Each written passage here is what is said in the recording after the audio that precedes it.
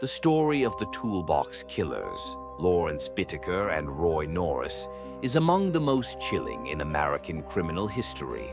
A tale that begins with two disturbed men whose paths crossed inside the California men's colony in San Luis Obispo in 1977. Both had long criminal records and histories of sexual violence. Lawrence Sigmund Bittaker, born in 1940, had been in and out of institutions for much of his life, with convictions ranging from theft to assault. He was highly intelligent with an IQ of 138, but exhibited sociopathic tendencies from a young age, frequently in trouble with the law and authority. Roy Lewis Norris, born in 1948, came from a similarly troubled background, with a long history of mental illness and sexually motivated crimes, including attempted rape and repeated assaults. While incarcerated, the two bonded over shared misogynistic fantasies and soon began planning the horrific crimes they would later carry out. Upon their release in 1979, the two reunited and began assembling their murder kit, which included pliers, ice picks, hammers, and other common household tools, the same tools that would give them their infamous nickname. They also outfitted a silver 1977 GMC cargo van, which they called the Murder Mac, by removing the rear seats and installing a bed and a cooler. With this mobile torture chamber, they prowled the streets and beaches of Southern California, searching for victims. Their spree began in June 1979 and lasted until October of that year. In total, they abducted, raped, tortured, and murdered at least 5 teenage girls. The first known victim was Lucinda Lynn Schaefer, a 16-year-old girl who vanished on June 24th after leaving a church meeting in Redondo Beach. Bittaker and Norris had spotted her and lured her into their van by pretending to need help. Once inside, Schaefer was bound, gagged, and driven to the San Gabriel Mountains, where she was raped and tortured. They took turns photographing her and then debated whether to kill her quickly or slowly. Ultimately, they strangled her with a wire coat hanger tightened with pliers. Her body was thrown off a cliff, never to be recovered. Their second victim, Andrea Joy Hall, 18, was abducted on July 8th while hitchhiking along the Pacific Coast Highway. They forced her to pose for Polaroids before torturing and raping her, eventually killing her by stabbing an ice pick into her ear and strangling her. Her body, like Schaefer's, was dumped in the mountains. In September, they took 2 girls at once, Jacqueline Leah Lamp, 13, and Jacqueline Doris Gilliam, 15, who was sitting at a bus stop. The girls were driven to the mountains where they were held captive for nearly 2 days, enduring unspeakable horrors. They were repeatedly raped, beaten with a sledgehammer, and subjected to cruel experiments with pliers and ice picks. During this time, Bittaker used a tape recorder to document the sounds of their agony.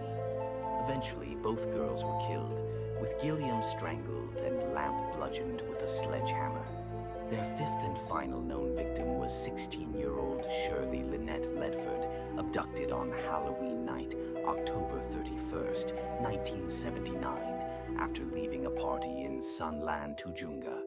Unlike the others, her murder occurred in the van itself, and the full ordeal was recorded on audio tape.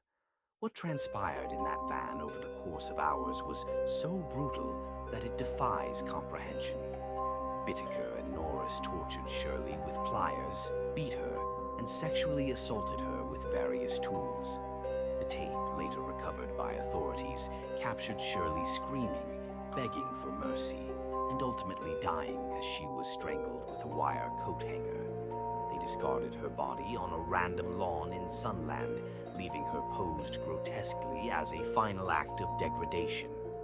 The case began to unravel when Norris, who had previously bragged about the crimes to a friend in prison, confessed to police after being arrested for an unrelated parole violation. Investigators initially didn't believe the extent of his claims until they found corroborating evidence, including hundreds of Polaroid photos and the infamous audio tape. The recording of Shirley Ledford's torture was so horrifying that even veteran FBI agents and hardened detectives wept upon hearing it. One officer reportedly had to leave the room and vomit. The audio was played in court as key evidence, and several jurors cried during the proceedings. Norris agreed to a plea bargain in exchange for testifying against Bittaker, sparing himself the death penalty and receiving 45 years to life. Bittaker, meanwhile, showed no remorse and often smiled and laughed during trial proceedings. He was convicted of 5 counts of first-degree murder, among other charges, and sentenced to death in 1981. Despite numerous appeals, he remained on death row at San Quentin State Prison until his death in 2019. Norris died of natural causes in 2020 while serving his life sentence. The legacy of the Toolbox Killers continues to haunt those who encountered the case. The audio tape, which has never been released to the public due to its disturbing nature, is considered by many to be the most horrifying piece of evidence ever presented in a courtroom. The crimes of Bittaker and Norris have become a symbol of the darkest capacities of human cruelty, and their names remain etched into the annals of American crime history. Their partnership, born of shared sadism and a desire for domination, resulted in the untimely deaths of 5 innocent young girls and left a trail of trauma in their wake. Investigators, jurors, and psychologists who worked the case still speak of it in hushed tones, often referencing the psychological scars left behind. What separates the Toolbox Killers from many other serial offenders is not just the brutality of their crimes, but the meticulous planning, the recording of the acts, and the complete lack of empathy or remorse. It wasn't just murder, it was the deliberate, systematic destruction of innocence for sadistic pleasure. Their crimes stand as a grim reminder of the monsters who sometimes walk among us, and the importance of vigilance, justice, and remembering the victims who were silenced too soon.